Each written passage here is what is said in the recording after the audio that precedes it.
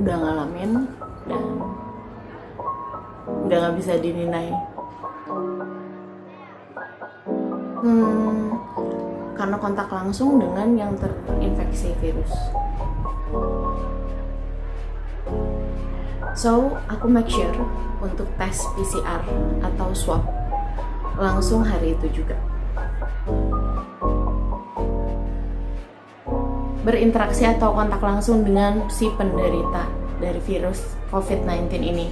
Yang kedua, kalau misalkan kalian merasa sakit berkepanjangan lebih dari 2-3 hari, kalian batuk-batuk, terus habis itu panas, nggak semua sih memang gejala-gejalanya itu bisa sama persis seperti itu. Cuma banyaknya, commonnya adalah gejala-gejala tersebut timbul, lalu coba buat diatasin pakai obat biasa, tapi ternyata masih timbul juga sakit-sakitnya atau gejala-gejalanya. Bisa jadi kalian terinfeksi. Makanya kalau di obat-obat itu ada tulisan, jika dalam 3 hari sakit masih berlanjut, hubungi dokter kalian. Kalau rapid test itu yang diuji adalah sampel darah ya, jadi virusnya terinfeksi lewat darah.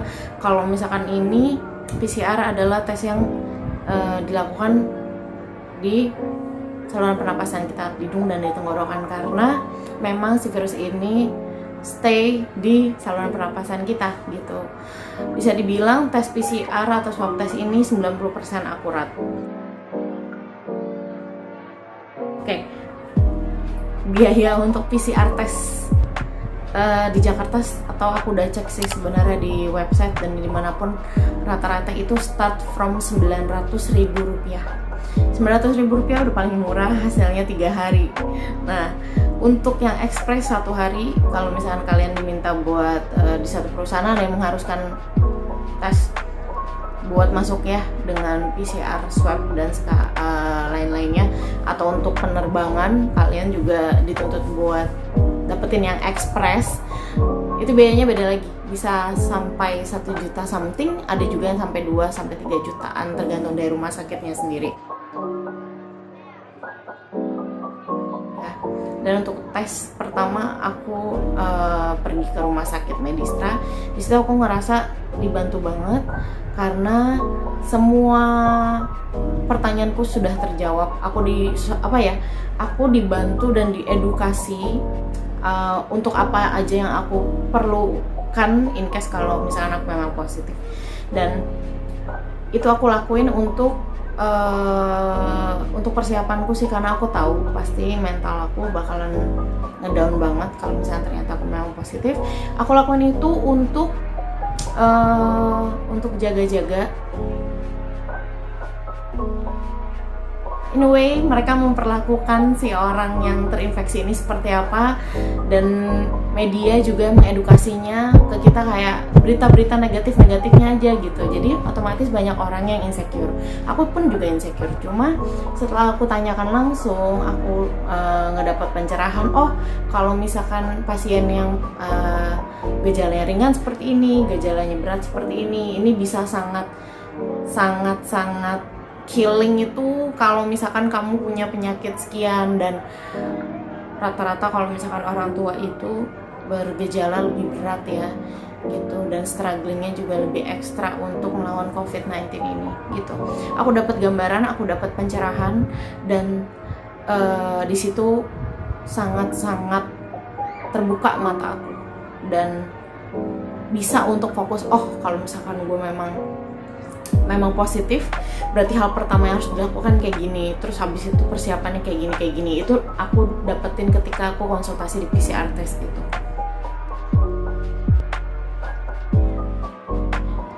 Syarat utama kalau misalkan PCR test di puskesmas untuk gratis ya, syaratnya kalian datang aja, terus kalian bilang kalau misalkan ini saya mau tes PCR karena saya tinggal serumah dengan orang yang terinfeksi COVID-19 atau ada kontak langsung dengan si penderita COVID-19 ini gitu. Tapi nanti kalian juga dicek untuk keadaan fisiknya seperti apa, gejala kesehatannya kayak gimana. Kalau misalkan dirasa memang cukup sehat, nanti dokter yang mutusin buat kalian PCR test langsung atau enggak gitu. Tapi kalau misalkan kalian bilang, dok kayaknya saya sakit nggak sembuh-sembuh nih gitu, ada juga yang oh ya udah sini saya periksa dulu gitu, nanti diagnosanya dikasih sama dokternya, oh kamu kayaknya sakit ini, coba minum obat dari saya dulu, nanti kalau misalkan sakit berlanjut baru kesini lagi kita coba buat PCR test. Bisa jadi dua kemungkinan kayak gitu. Nah tapi kalau case-nya kayak aku prefer buat datang langsung. Ya memang nggak gratis gitu, tapi menurutku itu urgent karena takutnya kan di tempat kerja juga atau di lingkungan sekitar aku bisa menginfeksi orang lain kalau memang aku positif, dan aku merasa harus melakukan itu, jadi aku PCR pribadi. Setelah di email ternyata hasilnya adalah positif.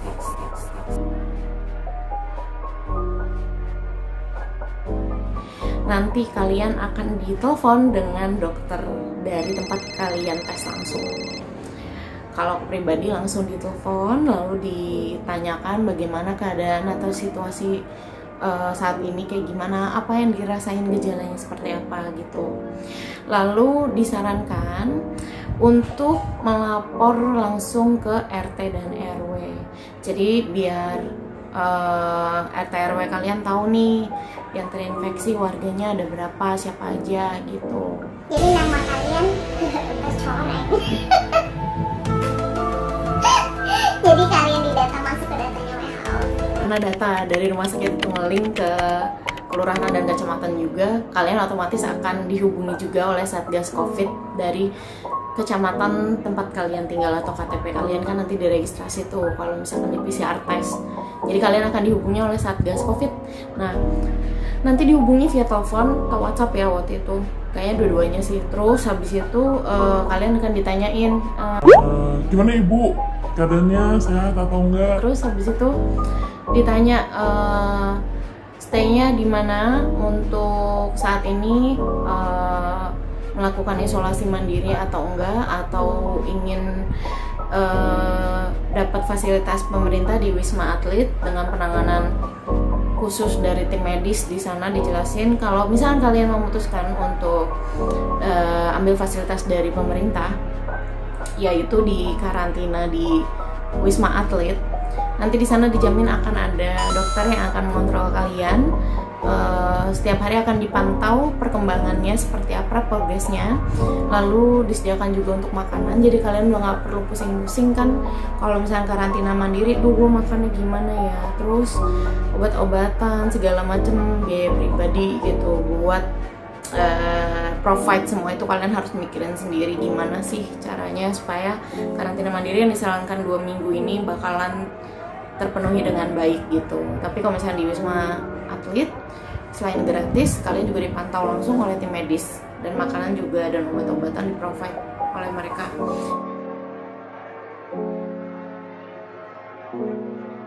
Pastikan kalau misalkan tempat kalian isolasi mandiri itu aman atau tidak berkontak langsung dengan kerabat-kerabat kalian gitu. Jadi make sure kalau misalkan kalian di ruangan atau di tempat yang memang khusus untuk kamu ngelakuin isolasi mandiri dengan ventilasi udara yang cukup baik, pertama. Kedua yaitu kalian punya yang namanya kamar mandi juga sendiri yang nggak boleh sharing juga sama orang lain. Ketiga, untuk akses makanan, minuman, dan obat-obatan kalian juga mampu untuk provide itu gitu. Terus yang keempat, kalian ngejaga lingkungan tempat kalian isolasi mandiri. Contoh kalau misalkan kalian di rumah, keluarga kalian yang ngalah atau gimana pun itu kalian setting aja. Kalau misalkan di rumah itu memang ada lebih dari satu anggota keluarga yang kena, pastikan semua memakai masker, tetap menjalani protokol kesehatan. Disarankan untuk ambil fasilitas pemerintah supaya kalian gak pusing-pusing. Gue pusing daripada mikirin ini, ya udah deh nggak apa-apa deh, jemput aja sekarang gitu. Ada banyak sayang kayak gitu. Nggak ada salahnya juga, namanya mereka juga nyiapin budget buat pandemi. Aku prefer buat ngejalanin itu karena aku mikir takut sih kalau misalkan ternyata gejalanya nggak terlalu berat ya, aku takut aja misalkan nanti di sana pada penyakit yang lebih, penderita yang lebih berat dari aku, terus aku infeksi lagi kayak gitu. Pikiran-pikiran yang nggak boleh sih sebenarnya, cuma aku ngerasa lebih aman dan lebih nyaman untuk isolasi mandiri. So aku isolasi mandiri 14 hari. Jadi 2 minggu ini tugasnya adalah boosting imun dengan vitamin-vitamin. Lalu vitaminnya biasanya ada vitamin E, vitamin zinc, vitamin C, lalu multivitamin kompleks lah. Ya, kita lagi capek, lalu dia nyerang imun kita. Nah, imun sendiri adalah esensial banget. Kalau misalnya kita kena penyakit, pasti nyembuhin imun kita. Ibaratnya kalau misalkan ada huru hara di dalam tubuh kita, imun adalah pembantu kita atau polisi kita gitu. Jadi untuk orang yang memang sudah punya penyakit bawaan bisa sangat-sangat mematikan atau struggling banget dengan adanya si virus corona ini gitu. Ketika kita punya satu penyakit bawaan, otomatis imun di dalam tubuh kita berfungsi untuk mengobati penyakit yang sudah ada ini, atau lagi kita alamin ini.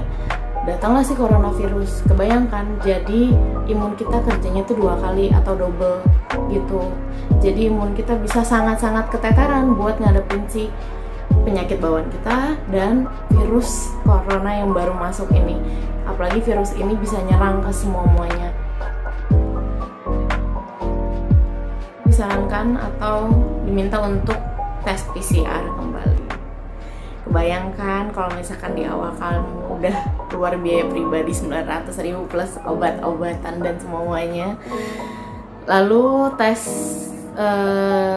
kedua, kalian dicek lagi tuh kalau misalkan CT kalian di awal itu angkanya rendah, kalian sudah ada peningkatan atau belum, atau tadinya angkanya sudah mendingan, sudah sembuh atau belum, itu di batas 2 minggu. Tapi menurut aku pribadi, kalau kalian merasa dari kondisi fisik kalian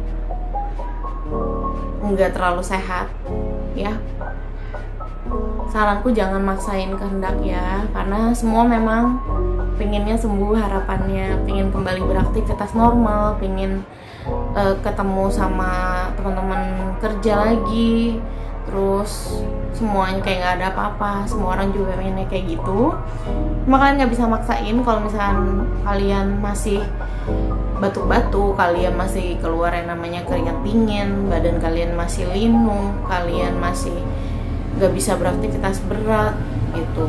Jadi menurutku jangan berpatokan sama 2 minggu itu. Kalian keluar lagi nanti taunya hasilnya positif lagi gimana? Tapi nggak apa-apa sih. Kalau kalian emang kepo pengen tahu ya, kalian maksain kalau lagi sakit. Cobain aja, nggak apa-apa. Gue kayaknya emang udah kuat. Itu juga aku lakuin. Jadi waktu itu kayaknya sehat-sehat aja, nggak ngerasa gimana-gimana, so aku ikut tes kedua. Setelah 2 minggu aku datang lagi untuk PCR swab test. Harganya masih sama kayak di awal, 900.000, cuma beda tempat. Abis swab test gak enak banget, nggak tahu lebih perih daripada yang pertama. Ya tinggal ditunggu aja sih.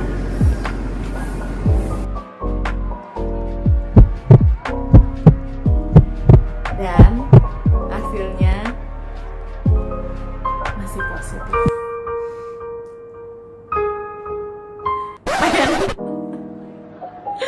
Jadi harus 3 kali, ya ampun.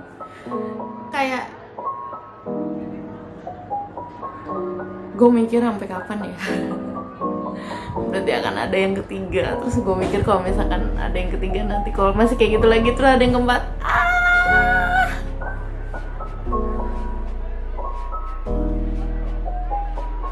pulang dari tes ternyata memang benar kondisi fisiknya juga masih belum terlalu bagus. Aku sempat drop lagi, keringat dingin, muka aku keluar merah-merah, badan-badannya juga kayak sakit cacar, kayak sakit DBD. whatever sejenisnya. Terus tiba-tiba masih timbul juga sih batuk-batuk kering sama yang aku bilang tadi ya. Di minggu pertama aku hilang penciuman dan gak bisa ngerasain rasa makanan, cuma manis aja. Terus nyeli linu sepanjang hari, lemes juga, gak bisa beraktivitas berat, radang tenggorokan, lidah aku putih-putih kayak ada infeksi, sama hidung perih kayak kena kaporit. Setelah tes swab kedua, masuk minggu kedua lebih sih, hampir minggu ketiga, aku gak bisa napas, sesak napas. Aku pikir ada masalah paru-paru, jadi aku putusin buat scan toraks. Gejala lainnya hampir mirip sama gejala di minggu pertama, tapi hilang muncul rasanya, kadang baik kadang enggak. Ini hasil scan paru-paru aku, ternyata baik-baik aja, dan perbandingannya sama orang yang enggak baik-baik aja atau terinfeksi kayak gini. Timbulnya bercak kayak sarang laba-laba di paru-paru ngebuat penderitanya bakalan susah napas banget, karena ini udah parah sih.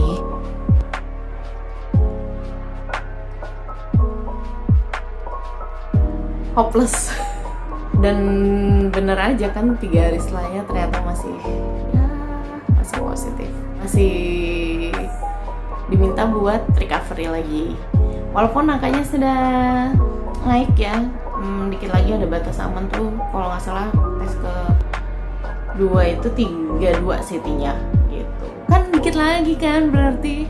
Jadi 2 minggu ini benar-benar berat buat ngejalanin lagi, buat ngelawan lagi semuanya.